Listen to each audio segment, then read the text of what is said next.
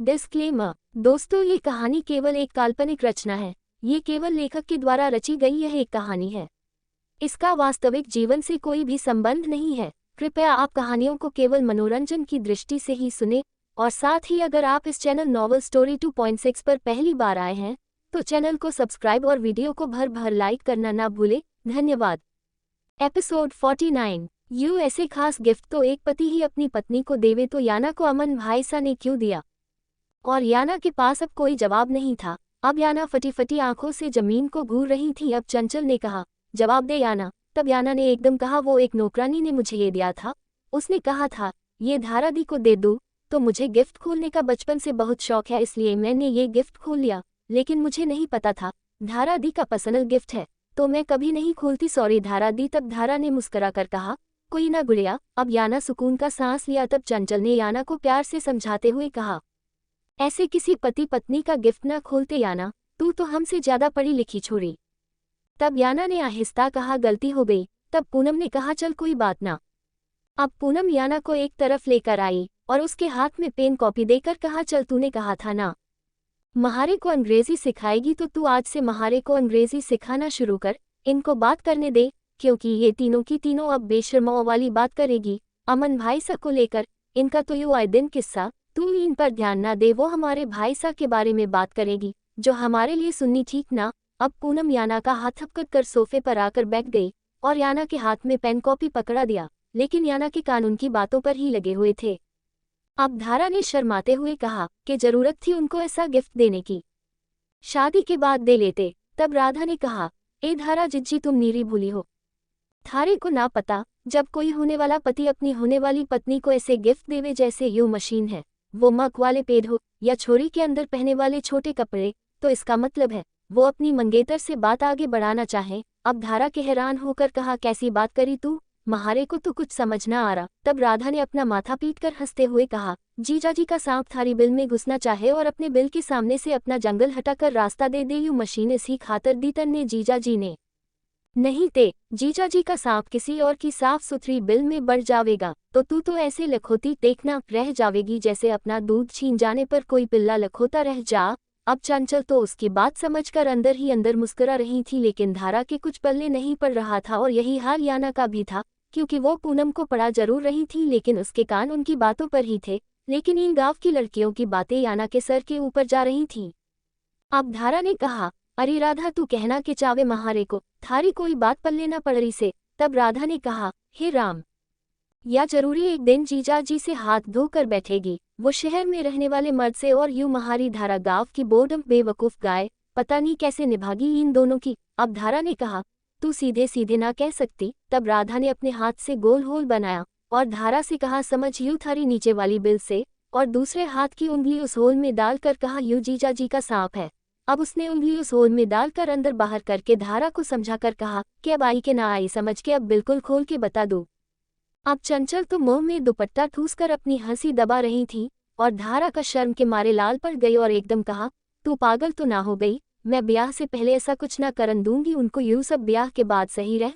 तब राधा ने कहा, तो फिर तू ब्याह का इंतजार करती रह, कोई और शहरी छोरी उनके साथ यूं सब कर लेगी और थारी जगह वही मंडप में आ जागी। और धारा ने कहा, ना ना ऐसे क्यों कह रही? अब राधा ने कहा, होर के केव, एक तो तू रहसी जैसे खेतों में काम करन वाली बिरबानी, दूसरी बात को जीजा जी को थारे से लुभाना ना आवे तो वे क्यों कर थारे से शादी करेंगे, वना जितने सुंदर सुशील महारे अमन जीजा जी से, और सुने पर सुहागा वो मिलिट्री के मेजर से, तो ऐसे मर्दों पर तो छोरिया मक्खी की ढाल लिपटे। नीरी छोरी मरती होगी महारे अमन भाई सा पर, इसलिए उनको लुभाना सीख ले, वना पछतावेगी। जैसा वे थारे से खुश रहना चाहे वैसा खुश रख ले, कल भी थारे को उनके साथ यूं काम करना और आज भी, इसलिए तू भी शहरी छोरियों की ढाल मर्दों को रिझाना सीख ले। अब धारा ने कहा, महारे को ना आवे शहरी छोरियों की तरह। तब राधा ने कहा, यूं थारे घर में आना किस मर्ज की दवा, यूं सिखावेगी तन्ने शहरी छोरी कैसे रहें। अब राधा ने कहा, ए याना दी के यहाँ कुआ गुड़िया। अब याना वहाँ चुपचाप उठकर आ गई। अब राधा ने कहा, याना जरा इनको बता धारा जिज्जी को कैसे रहना चाहिए जो अमन भाई सा खुश रहें।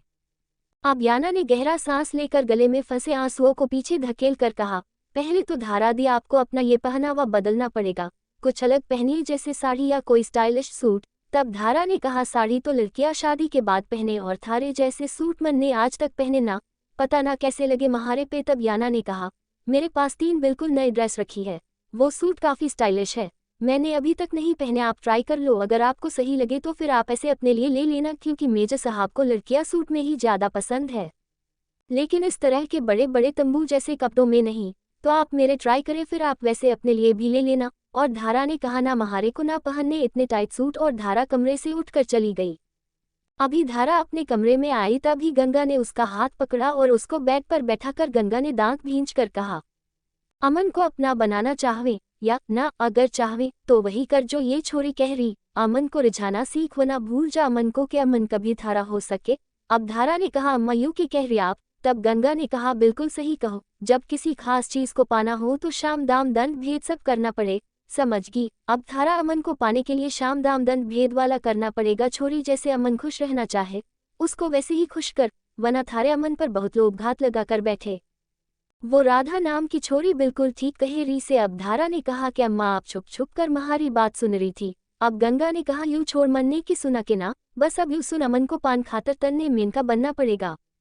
अमन आज छुट्टी में था, उसकी नजरें चारों तरफ याना को ढूंढ रही थी जो कहीं नहीं दिख रही थी। अब वो बहाने से किचन में आया तो याना को अकेले काम करता देखकर अमन का दिल खुशी से झूम गया। याना पीठ फेरे खड़ी स्लिप पर रखी सब्जियां काट रही थी और उसको अकेला काम करता देखकर अमन ने मौके का फायदा उठाना चाहा, इसलिए उसने सबसे पहले किचन के बाहर झांक कर देखा कोई आसपास तो नहीं है। और जब उसको कोई नहीं दिखा तो उसने फट से याना को पीछे से आकर हक कर लिया और उसको कस के अपने बाहों में भींच लिया और अपना चेहरा उसकी गर्दन में छुपा लिया और आंखें बंद कर ली। और अमन को पहली बार इतना करीब देखकर धारा का दिल उछलकर हल्क में आ गया, क्योंकि अमन ने तो आज तक 5 मिनट से ज्यादा धारा से बात तक नहीं की थी और आज वो उसके इतना करीब आ गया था। और धारा का दिल बुलेट ट्रेन की स्पीड से धड़क रहा था और खुशी के मारे धारा का दिल भंगड़ा कर रहा था, क्योंकि जिस अमन ने उस धारा पर आज तक एक प्यार की नज़र तक नहीं डाली थी, आज वो उस पर अपनी शिद्दतें लुटा रहा था। और धारा के हाथ से चाकू छूटकर जमीन पर गिर गया और उसने सब्जियों को मुट्ठी में भींच लिया था, क्योंकि अमन ने जिस तरह से पूरी शिद्दत से धारा को बाहों में कस लिया था उससे धारा की बर्दाश्त जवाब दे रही थी, क्योंकि इस मेजर की शिद्दत से तो याना जैसे बोल्ड लड़की के होश खराब हो जाते थे और धारा तो फिर भी गांव की सीधी सादी लड़की थी। और अमन धारा को याना समझ रहा था, क्योंकि धारा ने आज वो कपड़े पहने थे जैसे याना पहनती है और फिर सर पर दुपट्टा था, इसलिए अमन को पहचान नहीं हो पाई कि वो याना है या धारा। लंबाई भी दोनों लगभग एक जैसी ही थी। अब अमन अपना चेहरा धारा के गले में छुपाए आंखें बंद करे खड़ा था और अब अमन ने शिद्दत से कहा, गिफ्ट मिला तुम्हें? और धारा ने धड़कते दिल के साथ आहिस्ता से कहा, हम। जवाब दिया। अब अमन ने मुस्कुरा कर पूछा, यूज किया? अब फिर से धारा आंखें बंद करे खड़ी थी और आहिस्ता से कहा, हम। तब अमन शिद्दत से भारी होती आवाज में पूछा, क्या आज रात आ जाओ तुम्हारे कमरे में? अब धारा खामोश खड़ी थी और अमन की ये बात सुनकर उसको राधा के बिल वाली बात याद आ गई और उसके पसीने छूटने लगे। और तभी उसको अपनी माँ की बात याद आई और फिर राधा की, कि अमन को खुश रख, जैसे भी वो चाहे वैसा कर, वरना वो अगर तेरी तरफ से पलट गया तो जिंदगी भर पछताती फिरेगी। इसलिए धारा ने आहिस्ता हम कह दिया और अमन के अंदर तक सुकून उतर गया। अब उसने धारा के गले को चूमा। गला दुपट्टे से ढका हुआ था, लेकिन फिर भी धारा उसके होठों की छून को, अमन की शिद्दत को महसूस कर रही थी। और अब अमन का छूना धारा को भी अजीब सा सुकून दे रहा था, क्योंकि धारा तो जिंदगी भर अमन की एक प्यार की छींट के लिए तरसती रही, लेकिन आज वो पूरा समुंदर उस पर लुटा रहा था। अब तो धारा आसमानों में उड़ रही थी। अब अमन आहिस्ता से अपने दोनों हाथ उसके पेट से ऊपर की तरफ फेरता हुआ हाथ धारा के ब्रेस्ट की तरफ ले गया और आहिस्ता से मुट्ठी में शिद्दत से दबोचने लगा। और धारा के तो पूरे जिस्म में कपकपी बंध गई, पसीने से उसका जिस्म भीगने लगा। अमन की शिद्दत से वो बुरी तरह घबराने लगी और उसको लगा कहीं वो अपना होश न खो दे। अब अमन ने अपने दोनों हाथों से उसकी दोनों ब्रेस्ट को मेस करना शुरू कर दिया और अपना चेहरा वो अभी भी धारा के गले में छुपाए खड़ा था और गहरे गहरे सांस लेते हुए कहा, कितना तड़पा रहा हूं मैं तुम्हारे लिए, तुम्हें जरा सा भी तरस नहीं आता मुझ पर? बस इन लड़कियों के साथ किचन में लगी रहती हो और तुम्हारा पति कितना तड़पता है तुम्हारे लिए, इसका तुम्हें जरा सा एहसास नहीं। और धारा पसीने में भीगी सिसकारियां ले रही थी और अब अमन को याना का जिस्म कुछ अजीब सा लगा। अमन को महसूस हुआ ये याना का जिस्म नहीं है, क्योंकि ये किसी मजबूत कदकाठी की लड़की का जिस्म है, जबकि उसकी याना का शरीर तो बहुत मुलायम मरमरी सा है। अब अमन ने एक झटके से उसके गले से चेहरा उठाया और उसके हाथ ऊपर किए तो वो हाथ उसकी याना के नहीं थे। और अब अमन ने फुर्ती से धारा को घुमाकर अपनी तरफ किया, तो धारा शर्म से लाल हो रही थी और पसीने में भीगी नजरें झुकाए गहरे गहरे सांस ले रही थी। उसकी हिम्मत अमन के सामने नजरें उठाने की भी नहीं हो रही थी, और अमन के तो जैसे जमीन आसमान घूम रहे थे। उसको यकीन नहीं आ रहा था, इतना सब कुछ वो धारा के साथ कर रहा था। अब अमन ने अपनी डूबती हुई आवाज में कहा, धारा ये तुम हो, और तुमने मुझे रोका क्यों नहीं? तब धारा ने आहिस्ता से सर झुकाए कहा, क्यों रोकती? आपका पूरा हक है महारे पर, और आप जैसे खुश रहना चाहो मैं वैसे हो आपको खुश रखूंगी, क्योंकि मुझे आपका गिफ्ट भी पसंद है, और आप भी।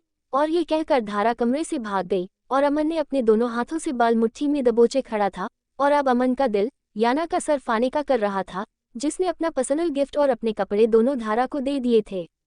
अमन को लग रहा था याना ने उसकी फीलिंग का, उसके जज्बातों का मजाक उड़ाया है।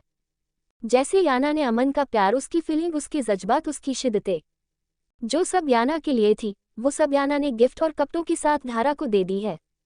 और अब अमन अंगारों पर लौट रहा था, और उसने पास रखी कुर्सी को लात मारी और बाहर आ गया। तो उसने देखा सब औरतें किचन के बाहर लाइन लगा कर खड़ी है, जैसे उन दोनों के बाहर आने का ही इंतजार कर रही थी। धारा तो शर्म के मारे अपनी माँ के सीने में मुंह छुपाए खड़ी थी, जबकि याना सर झुकाए अपनी उंगलियां मरोड़ रही थी। और अमन खून बरसाती नजरों से याना को देखकर आगे बढ़ने लगा।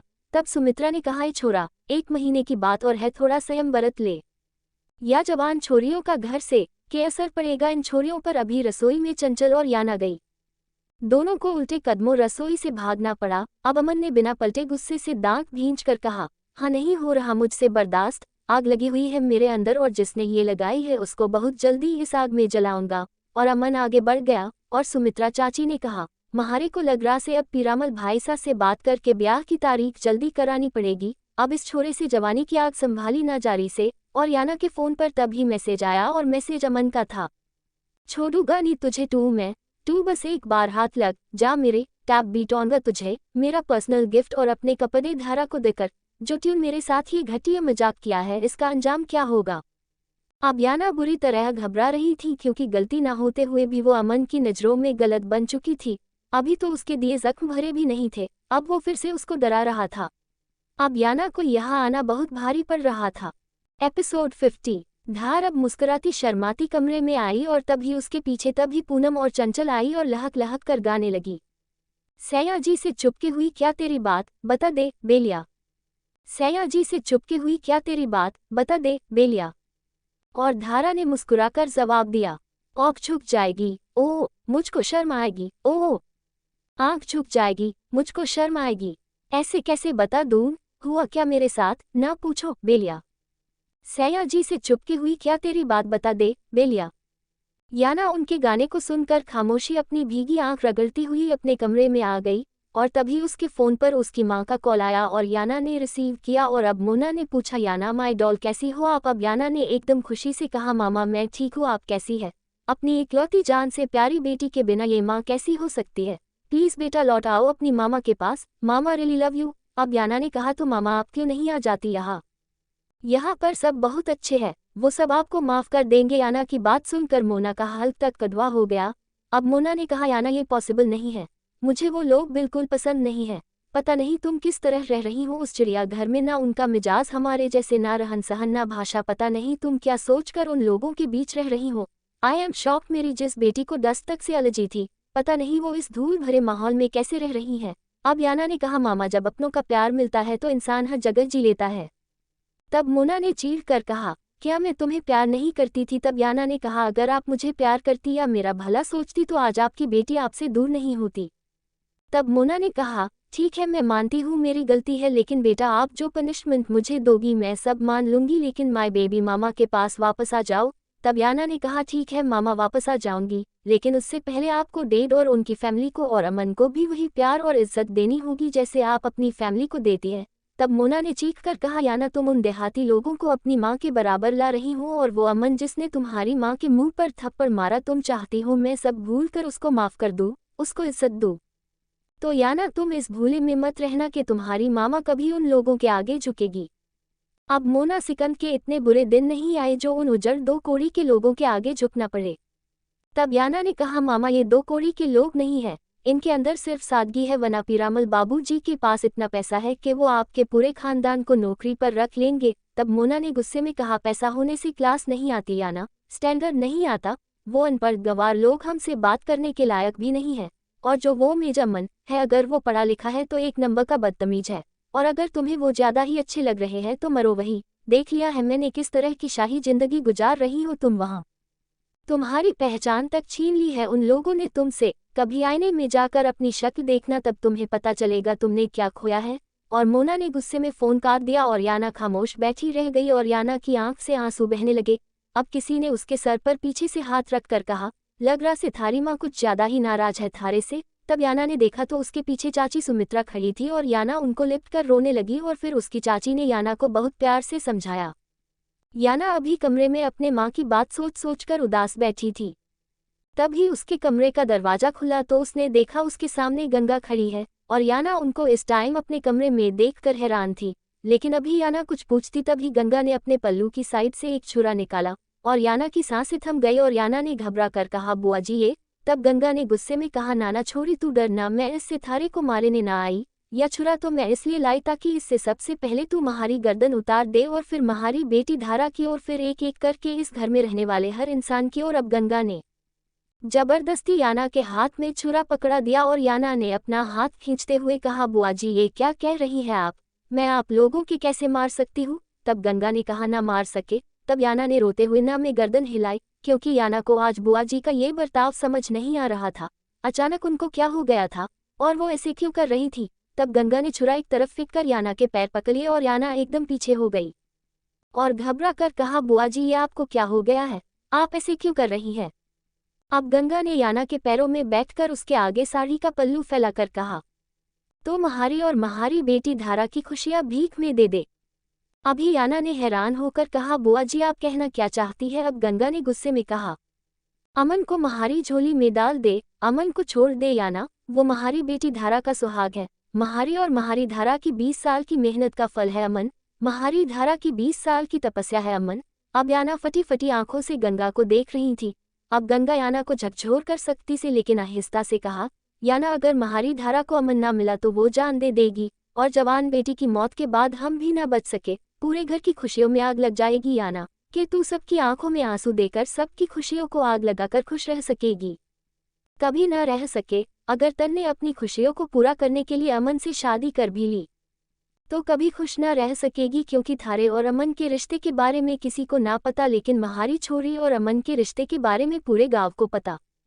सब धारा को अपनी पत्नी समझे। अब अगर ऐसे में अमन ने महारी छोरी को छोड़कर थारे से ब्याह रचा लिया तो महारी छोरी में लोग 1000 कीड़े डाल देंगे, कोई हाथ ना थमेगा, महारी छोरी का बर्बाद हो जाएगी। अगर महारी छोरी को उजाड़ कर तू अपना घर बसाना चाहेगी तो एक माँ की हाय लगेगी तुझे, कभी सुखी जीवन ना जी सकेगी तू। इस हवेली को उजाड़ कर सबकी आंखों में आंसू देकर कभी ना हंस सकेगी, क्योंकि सब अमन की बीवी के रूप में धारा को चाहे थारे को ना चाहते। और याना ने रोते हुए हाथ जोड़कर कहा, बुआ जी मैं तो पहले ही बर्बाद चुकी हूँ, प्लीज मुझे आप बद्दुआ मत दीजिए, मैं चली जाऊंगी अमन की जिंदगी से। तब बुआ ने कहा, तलाक के कागजों पर दस्तखत करके। और गंगा ने दूसरी साइड से तलाक के पेपर निकाल कर याना से कहा, लेकर इन पर दस्तखत कर।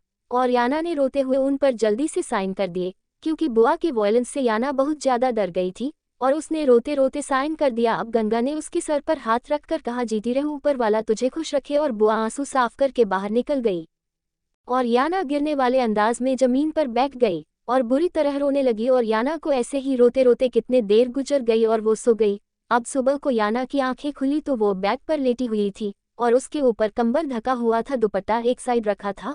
और याना हैरान थी, वो तो फर्श पर ही रोते रोते सो गई थी, लेकिन उसको यहाँ बेड पर किसने लिटाया। अब याना उठी और उसने जैसे ही अपना मोबाइल ऑन किया फौरन अमन का मैसेज आया, क्या करूँ तेरे हुस्न की तारीफ, हर अदा में तू कमाल लगती है, आईना क्या देगा तुझे तेरे हुस्न की खबर, मुझसे पूछ, तू सोते हुए भी बवाल लगती है। Smiling face smiling face. और याना को अब ज्यादा समझने की जरूरत नहीं थी, वो जान गई थी कमरे कौन आया था। अब याना ने खामोशी से फोन बंद करके टेबल पर रखा और बाथरूम में चली गई। अमन किसी काम से जा रहा था और मयंक अभी बाहर से आया था और तभी उसके बाबूजी ने मयंक और अमन दोनों को बुलाया। और अब पीरामल ने कहा, अमन और मयंक आज दोनों भाई अपनी अपनी होने वाली बिंदीनेओं को खरीदारी कराने ले जाओ, क्योंकि अब दिवाली भी आ रही से और फिर तुम दोनों को अपनी अपने ब्याह की भी खरीदारी करनी से, इसलिए आज दोनों भाई दोनों छोरियों को ले जाओ। अब मयंक तो तुरंत मान गया, लेकिन अमन आगे बढ़ते हुए कहा, बाबूजी मैं नहीं जा सकता, मेरी जरूरी मीटिंग है। धारा को भी मयंक ले जाएगा। तब बाबूजी ने कहा कि एक दिन के लिए मीटिंग छोड़ ना सकता, होने वाली बिंदनी अपनी बिंद के साथ ही अच्छी लागे। तब अमन ने कहा, बाबूजी मुझे लेडीज को शॉपिंग कराने का कोई शौक नहीं है और ना मेरे बस की हाथों में बैग लेकर बेवकूफ़ों की तरह औरतों के पीछे पीछे चलना, आप किसी और से कह दो। अब अमन हाथ में फाइल लिए आगे बढ़ गया। तभी पीरामल ने सूरज से कहा जो कोचिंग लेने जा रहा था, अरे सूरज बेटा जरा तू धारा और याना को अपने साथ खरीदारी के लिए ले जा, क्योंकि अब अकेले मयंक के बास की न इन चारों छोरियों को खरीदारी कराना, क्योंकि ये तेरा बड़ा भाई सा तो ज्यादा ही लाड साहब हो रहा, इसके पास वक्त ना अपनी बिंदिनी तक के लिए। और याना का नाम सुनते ही अमन के आगे बढ़ते कदम रुक गए और वो वापस पलट कर आया और सूरज से कहा, तू अपनी कोचिंग के लिए जा, मैं ले जा रहा हूँ। अब पीरामल ने कहा, जा तू जा अपनी मीटिंग के लिए, और वैसे भी थारे बास्की ने औरतों को खरीदारी कराना। अब अमन ने मुस्करा कर कहा, अब मेरे बाबूजी कहे तो ऐसा कभी हो सकता है, मैं उनकी बात टाल दूं। अब पीरामल ने कहा, जानू खूब जानू, तू कितना बड़ा कमीन से, जब ना मानने पे आवे तो तुम्हारे बाप की ना माने। अब अमन ने कहा, बाबूजी आप जा तो रहा हूँ, सुना क्यों रहे हो।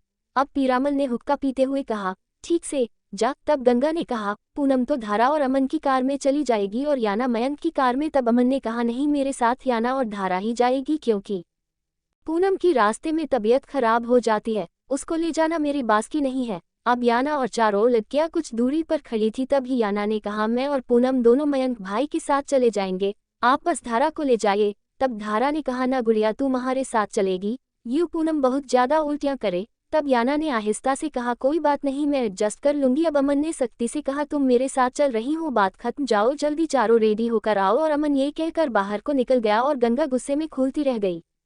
अब अमन रूम में आया, वो चारों तैयार हो रही थी। याना ब्लैक और व्हाइट कढ़ाई का सूट पहना था और अमन ने व्हाइट टी शर्ट और ब्लैक जीन्स और उस पर ब्लैक लेदर जैकेट थी, और वो मोबाइल पर बात करता हुआ रूम में आया। अब अमन ने चंचल और पूनम से कहा, अगर तुम दोनों तैयार हो गई हो तो गाड़ी में जाकर बैठो, मयंक तुम्हारा वेट कर रहा है। और वो दोनों बाहर निकल गई। अब अमन ने धारा से पूछा, क्या तुम दोनों तैयार हो। अब धारा ने कान में बूंदा पहनते हुए कहा, हाँ बस 5 मिनट। और अमन ठीक है कहकर वही रूम में बैठ गया और उनके पीछे अमन सोफे की बैक पर हाथ फैलाकर और टांग पर टांग रखकर आराम से बैठा मोबाइल देखने लगा। अब अमन की नज़र याना की बैक पर गई, उसके सूट की पूरी जीप खुली हुई थी और उसकी दूधिया कमर पर ब्लैक ब्रा की चौड़ी सटेप उसकी दूधिया कमर पर किसी काली नागिन की तरह लिपटी हुई थी। और अमन की सांसें भारी होने लगी, उसकी बॉडी में अजीब सरसराहट होने लगी और अमन की नज़रें याना की दूधिया कमर पर टिकी हुई थी। अब धारा ने अमन से कहा, चलिए हम तैयार हैं। अब अमन ने धारा से कहा, धारा जरा मेरे रूम से मेरी गाड़ी की चाबी लेकर आओ, मैं लाना भूल गया। और धारा ठीक है कहकर बाहर निकल गई और याना भी अब धारा के पीछे जाने लगी। और अमन ने तभी उसका हाथ एक झटके से पकड़कर अपनी तरफ खींच लिया और याना इसके चौड़े सीने से जा लगी। और अब अमन ने याना से सख्त लहजे में पूछा, क्या तुम तैयार हो। अब याना ने घबराकर हाँ में जवाब दिया। और अब याना को अमन का हाथ अपनी कमर पर चलता हुआ महसूस हुआ और याना की जान हवा होने लगी। अब अमन ने उसकी ब्रा की सटेप को पकड़कर जोर पीछे की तरफ खींचा और झटके से छोड़ दिया और याना की एक चीख निकली। अब अमन ने गुस्से से कहा, ये क्या है। और याना अब बुरी तरह घबरा गई। अब अमन ने उसको कंधों से पकड़कर गुस्से में कहा, तुम बीवी हो मेजा अमन सिंह शेखावत, इज्जत हो मेरी और तुम मेरी इज्जत का इस तरह ध्यान रखोगी। और याना बुरी तरह घबरा गई क्योंकि अब अमन उसको खोलती हुई नजरों से घूर रहा था और आहिस्ता से कहा, मैंने कहा था ना एक बार तुम मेरे हाथ लग जाओ, और अब तुम मेरे हाथ लग चुकी हो। और याना ने डरते डरते ना में गर्दन हिला रही थी। एपिसोड 51। अब अमन ने उसको कंधों से पकड़कर गुस्से में कहा, तुम बीवी हो मेजा अमन सिंह शेखावत, इज्जत हो मेरी और तुम मेरी इज्जत का इस तरह ध्यान रखोगी। और याना बुरी तरह घबरा गई क्योंकि अब अमन उसको खोलती हुई नजरों से घूर रहा था और आहिस्ता से कहा, मैंने कहा था ना एक बार तुम मेरे हाथ लग जाओ, और अब तुम मेरे हाथ लग चुकी हो। और याना ने डरते डरते ना में गर्दन हिला रही थी। अब अमन ने उसको एक झटके से दीवार से लगा दिया। अब याना को अपनी कमर पर अमन के होंठ महसूस हुए और झटपटा गई। अब अमन ने याना की जिप एक झटके से बंद कर दी और याना की हल्की से सिसकी निकली। और तभी वहां धारा आ गई और अमन से कहा, आपके कमरे में तो कोई चाबी ना से। तब अमन ने कहा, हाँ मेरे पास ही थी, अभी मिली है। और अब धारा और याना बाहर आ गई। याना पीछे बैक सीट पर बैठ गई और धारा अमन के बराबर में फ्रंट सीट पर। और अमन ने गाड़ी स्टार्ट करने से पहले बैक मिरर को याना के चेहरे पर सेट कर दिया था। अब गाड़ी स्टार्ट कर दी, लेकिन बैक मिरर से उसकी नजरें बराबर याना के चेहरे पर थी और अब याना ने सामने देखा तो अमन की मुस्कुराती निगाहें याना पर ही टिकी हुई थी। धारा हर बात से बेखबर खिड़की से बाहर का नजारा देख रही थी और याना अमन की नजरों को अपने ऊपर टिका देखकर खिसककर खिड़की के पास हो गई।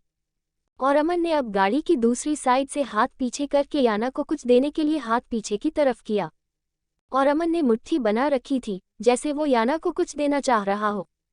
और याना ने अब उसकी मुट्ठी के नीचे अपना हाथ किया तो अमन ने झट से उसका हाथ पकड़ लिया। अब अमन एक हाथ से ड्राइविंग कर रहा था, दूसरा हाथ पीछे करके याना का हाथ पकड़ा हुआ था और याना अपना हाथ छुड़ाने की पूरी कोशिश कर रही थी।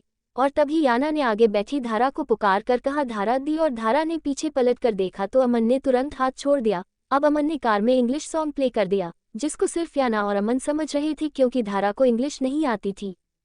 Sexy, hot, I love your style girl, put it on me, hey sexy lady, I like your flow.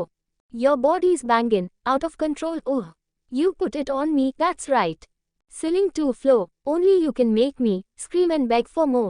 Her body's callin', ballin', got me crawlin' up the wall and my size ain't small, it's tall. And catch, here comes her clothes be fallin'. Sexy lady, I'm dying to touch you, and you can't stop me. I want you to drink. Hey sexy lady, she's driving me nuts. I like your flow, oh. Your body's bangin', sexy lady. Out of control, sweet and nice. You put it on me, you know you got that figure. और उस गाने के word सुनकर याना का चेहरा शर्म से और गुस्से से लाल हो रहा था। वो तो अच्छा था धारा को इंग्लिश नहीं आती थी, वरना वो अभी रोने बैठ जाती या शर्म से पानी पानी हो जाती। और अमन मिरर से याना को देखता हुआ हंस रहा था और याना का ये सुलगता रूप अमन को बहुत भा रहा था। और याना ने मिरर में अमन को खा जाने वाली नजरों से देखा और अमन ने मिरर से ही धारा से नजरें बचाकर एकदम अपने होठों के जरिए याना को फ्लाइंग किस दे दी और याना ने गुस्से में मुंह खिड़की की तरफ कर लिया। अब धारा ने आहिस्ता से कहा, यूके चला रखा आपने, कोई सोना गाना लगाओ ना। अब अमन ने आहिस्ता से कहा, कौन सा? अब धारा ने कहा, ऐसे तो मुझे याद ना, आप खुद ही लगा दो। अब अमन ने अपने मोबाइल में धारा के लिए उसकी पसंद के पुराने गानों की लिस्ट खोलकर दे दी और साथ में गाड़ी में रखे ईयरबड्स भी धारा को दे दी। अब धारा मुस्कुराकर अमन के मोबाइल में पुराने सॉन्ग देखने लगी और अमन अब धारा को मोबाइल में लगाकर टेंशन फ्री हो गया था।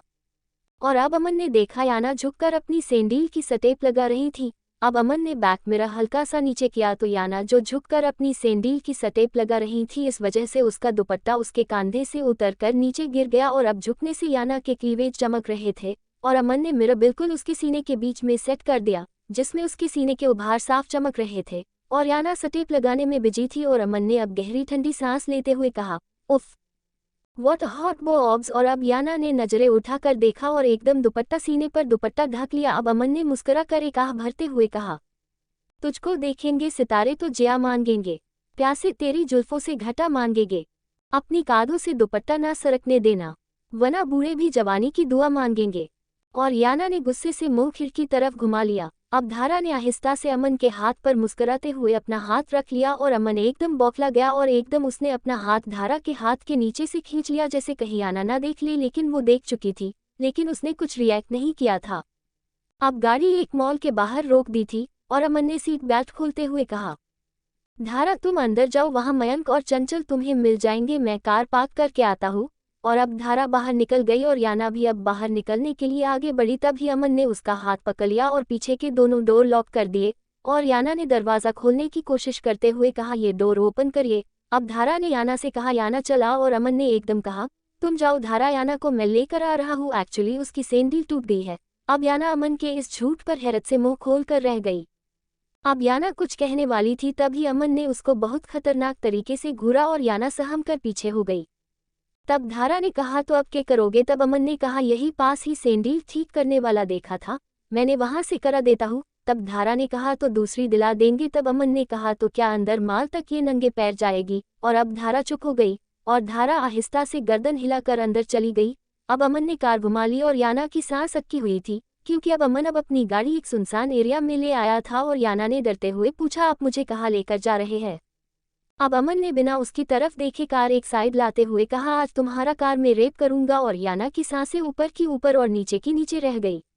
वो आंखें फाड़े अमन को देख रही थी। मोना और उसकी बहन प्रिया और उन दोनों की भाभी योगेश की बीवी तीनों क्लब में बैठी वाइन पी रही थी। अब प्रिया ने पूछा, क्या हुआ मोना, बात हुई तुम्हारी याना से? अब मोना ने कहा, हाँ हुई। तब प्रिया ने कहा, क्या कहा उसने, वापस आ रही या नहीं? तब मोना ने गुस्से में गिलास पटकते हुए कहा, नहीं, उसके ऊपर उन देहातियों का भूत सवार हो चुका है। वो साहिल की तरह उनके गुणगान कर रही है। जितना उन लोगों से अपनी बेटी को बचाकर रखा था, उतना ही याना उन लोगों के करीब हो गई। जिसका डर था मुझे प्रिया वही हुआ जब मैंने पहली बार उस अमन शेखावत को देखा था और जिस हसरत भरी नजरों से वो मेरी बेटी को देख रहा था। मुझे उस पल ही खौफ आ गया था कि कहीं ये मेरी बेटी को मुझसे दूर ना कर दे, और जिसका डर था वही हुआ, उसने मेरी बेटी को मुझसे दूर कर दिया। लेकिन मैं भी मोना सिकंद हूँ, अपनी बेटी को वापस ला कर रहूंगी। तब उनकी भाभी नैना ने कहा, लेकिन मोना तुम्हें प्रॉब्लम क्या है? लड़का तो हर लिहाज से बेहतर है। हर कोई माँ बाप अपनी बेटी के लिए ऐसा ही लड़का चाहता है जैसा कि वो है। इंडियन आर्मी का जनरल मेजर है, इतने अमीर शाही खानदान से है, फिर तुम्हें क्या प्रॉब्लम है? तब मोना ने कहा, मेरी प्रॉब्लम ये है भाभी, वो लोग हैं जिनको बात करने तक की तमीज नहीं है। उजड़ गंवार लोग हैं, ना खाने की तमीज है ना पहनने की। तब नैना ने कहा, मोना तुमने शादी अपनी बेटी की अमन से करनी है, उसके खानदान से थोड़ी। तब मोना ने कहा, वो भी उनमें से एक है, पढ़ा लिखा जाहिल, और उसने मेरे मुंह पर थप्पड़ मारकर मुझे चैलेंज दिया था। याना उसकी बीवी है, उसकी इज्जत है, अगर अपनी बेटी को उससे दूर किया तो मेरी जान ले लेगा। और तभी मैंने कसम खा ली थी अपनी बेटी को जहर देकर मार दूंगी, लेकिन इस अमन की नहीं होने दूंगी। और साहिल ने याना को मुझसे बचाने के लिए ही अपने लाडले भतीजे से मेरी 3 साल की बेटी की शादी कर दी, और आज उस करनी का ही फल मेरी बेटी भुगत रही है, उनकी नौकरी करके। लेकिन मैं भी उसकी माँ हूँ, उसको यहाँ लाकर रहूंगी। अब नैना ने कहा, लेकिन लाओगी कैसे? तब मोना ने कहा, उस अमन को अपने जाल में फंसा कर, क्योंकि दाना मैंने डाल दिया है, अब देखते हैं चिड़िया किस तरह फंसती है। तब प्रिया ने कहा, लेकिन अमन सिंह शेखावत जैसे बाज के होते हुए वो चिड़िया फंस जाएगी। तब मोना ने कहा, प्रिया भरोसा बहुत बुरी चीज है, अक्सर ऐसी जगह लाकर डुबोता है जहाँ इंसान सोच भी नहीं पाता। अब अमन ने जतिन को मैसेज किया, धारा को मैंने मॉल भेज दिया है, ध्यान रखना उसका, और क्या करना है तू जानता है ना? तब जतिन ने रिप्लाई किया, तू बेफिक्र रह, बस तू मेरी याना भाभी का ख्याल रख। और अमन ने स्माइल इमोजी भेज दिए। धारा मॉल में आ गई और चारों तरफ मॉल को घूम घूम कर देख रही थी, क्योंकि वो पहली बार मॉल आई थी। बस अब से पहले 1-2 बार जयपुर के मीना बाजार जाती थी, मॉल आज पहली बार आई थी। और तभी कोई इंसान उससे टकराया और धारा एकदम संभल गई और सामने देखा तो जतिन खड़ा मुस्कुरा रहा था। अब धारा ने उसको पहचान लिया था, क्योंकि उसने काफी साल पीरामल जी के हवेली में काम किया था। अब धारा ने हैरान होकर कहा, अरे जतिन जी, आप यहाँ के करे हो? तब जतिन ने कहा, ऐसे ही बस फैमिली के साथ माल घूमने आया था, लेकिन आप यहाँ अकेली कैसे? तब धारा ने कहा, मैं अमन जी के साथ आई, अभी वो कार लगा के आ रहे। तब जतिन ने कहा, चलो इतने अमन आता है, मैं आपको अपनी फैमिली से मिलवा देता हूँ। और धारा ने कहा, लेकिन अमन जी अगर आ गए तो महारे को ढूंढ गए। तब जतिन ने कहा, अरे आप फिक्र मत करो, मैं उसको कॉल करके यही बुला लूंगा, आप चलिए। और धारा अब जतिन के साथ आ गई और कुछ ही दूरी पर एक रेस्टोरेंट के अंदर जतिन के माँ बाप और उसकी 2 बहनें मिली। और याना ने मुंशी जी को देखकर उनके और उनकी बीवी के पैर छूकर आशीर्वाद लिया, और उसके माँ बाप ने इशारों ही में जतिन को अपनी रजामंदी दे दी थी, और जतिन अब बहुत खुश था। ये सब अमन और जतिन की सोची समझी साजिश थी, धारा को जतिन के परिवार से मिलाने की। और अमन ने जतिन को कुछ हिस्सा बताया तो जतिन को धारा की प्रॉब्लम समझ आ गई। अमन ने कहा, जतिन, धारा को मुझसे प्यार नहीं है, बस उसको मेरी जिद है, क्योंकि उसने आज तक किसी बाहर वाले मर्द से बात तक नहीं की है। वो कभी किसी और लड़के से नहीं मिली, ना उसने मुझसे अलग उसने किसी को जाना है। इसलिए उसको ऐसा लगता है कि अमन से अच्छा इंसान उसके लिए कोई और हो ही नहीं सकता। और बचपन से उसके दिल दिमाग में बैठा दिया मैं उसका पति बनूंगा। और उसकी मेंटली सिचुएशन ऐसी हो गई कि वो मुझे सोच सोच कर उसकी सोच मुझ में ही अटक रह गई। इसलिए तुझे धारा के दिमाग से ये सब निकाल कर उस पर ये साबित करना है कि उसके लिए मुझसे बेहतर कोई और भी हो सकता है। और जतिन डॉक्टर था, इसलिए सब प्रॉब्लम समझ गया था। अब जतिन अपने परिवार, जो कि अब राजस्थान के शहर में रहता था, उन सब को बुलाया ताकि धारा के लिए उनकी राय जान सके। और उसके परिवार को भोली भाली धारा बहुत पसंद आई थी। अब वो तो आशीर्वाद देकर चले गए। अब जतिन ने धारा से कहा, चलो आओ मैं तुम्हें शॉपिंग करा देता हूँ। तब धारा ने कहा, वो अमन जी महारे को शॉपिंग कराएंगे। तब जतिन ने कहा, अरे धारा, मेरी पसंद भी बुरी नहीं है, जब तक अमन नहीं आ जाता मैं तुम्हें शॉपिंग करा देता हूँ। और धारा ने आहिस्ता से हाँ में गर्दन हिलाए और जतिन के साथ पीछे दरवाजे की तरफ देखती हुई आगे बढ़ गई। अब अमन ने कार को एक पुल की साइड सुनसान जगह रोकी और याना अब बुरी तरह घबरा रही थी, क्योंकि अब अमन ड्राइविंग सीट छोड़कर पीछे वाली सीट पर आ गया और याना एकदम दरवाजे से चिपक गई। और अमन ने बटन दबाकर सीट को बेड बना लिया और गाड़ी के चारों तरफ पर्दे गिर गए और अब वो कार कोई लग्जरी रूम लग रही थी। और याना जैसे बैठी थी सीट खुलने पर सीधी ही सीट पर गई। अब याना ने घबराते हुए कहा, आप क्या करना चाहते हैं? अब अमन ने कहा, अपनी जैकेट उतार कर एक तरफ रखते हुए कहा, लगता है तुम्हारी याददाश्त काफी कमजोर हो गई, फिर बता देता हूँ, मैं आज तुम्हारा रेप करूंगा। और याना की जान हवा होने लगी। तब याना ने रोते हुए कहा, आप ऐसे नहीं कर सकते। तब अमन ने कहा, मैं क्या क्या कर सकता हूँ, तुम्हें अभी तक अंदाजा नहीं हुआ। अब अमन ने उसके हाथों से छीनकर दुपट्टा एक साइड रख दिया। अब अमन उसके ऊपर पूरा झुक गया और याना का जिस्म उसके पहाड़ जैसे जिस्म के नीचे दब गया। और याना अब अमन को अपने ऊपर से धकेलने की पूरी कोशिश कर रही थी, लेकिन अब उसका इरादा कुछ और था और याना अब बुरी तरह से कांप रही थी। तो दोस्तों, आखिर कहानी में आगे क्या होगा, यह जानने के लिए इस स्टोरी को सुनते रहिए सिर्फ और सिर्फ novel_story_2.6 चैनल पर। और अगर कहानी आप सभी को पसंद आए तो वीडियो को लाइक, कमेंट और शेयर जरूर करें। धन्यवाद।